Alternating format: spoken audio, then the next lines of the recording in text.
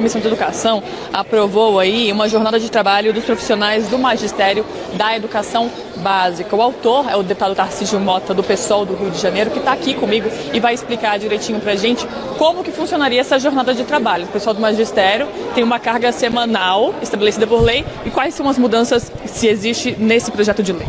Esse projeto ele tem o objetivo de trabalhar com a questão do tempo de planejamento. A lei do piso salarial nacional já define que a atividade direta com educandos, com os alunos, deve comportar apenas um máximo de 2/3 da carga horária do professor e que 1/3 é para o tempo de planejamento, estudo, correção de prova, preparação de aula, aquilo que faz parte da vida de todo professor. Todo professor que está vendo sabe que isso é importante, que a gente inclusive gasta muito mais do que 1/3 nisso.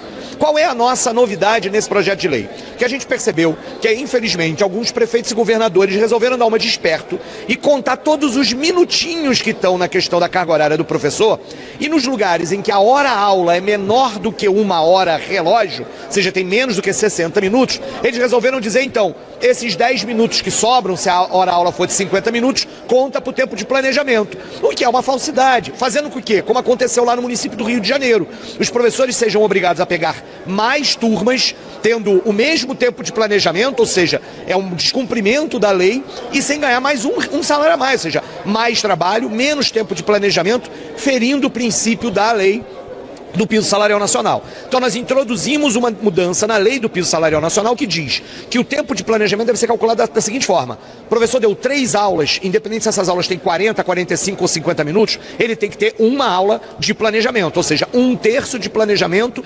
comparado entre hora-aula e hora-aula de planejamento, para que não haja essa esperteza dos governos que obrigaram professores a trabalhar mais e com isso eles têm que contratar menos professores. Nós queremos educação de qualidade para todo mundo. E tempo de planejamento é importante para cada professor desse Brasil. E não podemos deixar que os governos acabem obrigando. E é um sinal de desrespeito, até de covardia. Esses professores, de uma hora para outra, começaram a ter que pegar mais turmas, porque agora estão contando os minutinhos. Imaginem vocês que estão nos assistindo, se o professor estiver também contando os minutinhos, está corrigindo prova, acabou agora meu tempo de planejamento, não vou corrigir prova e não dou avaliação para o aluno. Isso não acontece.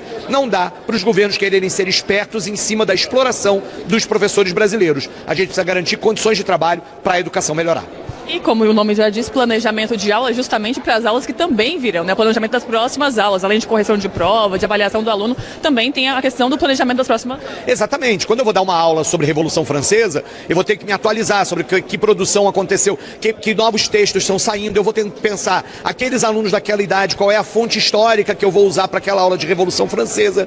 Quando eu, de repente, um novo filme que apareceu, uma nova série, uma coisa, um recurso didático melhor, até um videogame que eu possa usar para isso, tudo isso tem que preparar. O professor tem que planejar a aula. Como é que ele começa a aula, o que ele espera, qual é a atividade de avaliação. Isso pode ser em história, eu sou professor de história, por isso os exemplos são sempre de história, mas também na matemática, na língua portuguesa, na química, na física, tudo isso acontece assim. Preparar a aula é fundamental para que a aula seja correta. Avaliar o que aconteceu na aula é também fundamental. Preparar a prova e a atividade, fundamental. Corrigir a prova com qualidade, para que o aluno, inclusive, tenha o retorno de por que ele errou e ele possa avaliar onde ele errou e possa também. Portanto, tempo de planejamento, inclusive o que a gente diz é que 1/3 ainda é muito pouco, mas esse 1/3 tem que ser respeitado por todo mundo e esse nosso projeto de lei faz isso. Não pode mais haver prefeito e governador esperto querendo tirar tempo de planejamento do professor. É isso. Muito obrigada, deputado Tarcísio Mota, do PSOL do Rio de Janeiro, falou com a gente sobre essa aprovação da Comissão de Educação.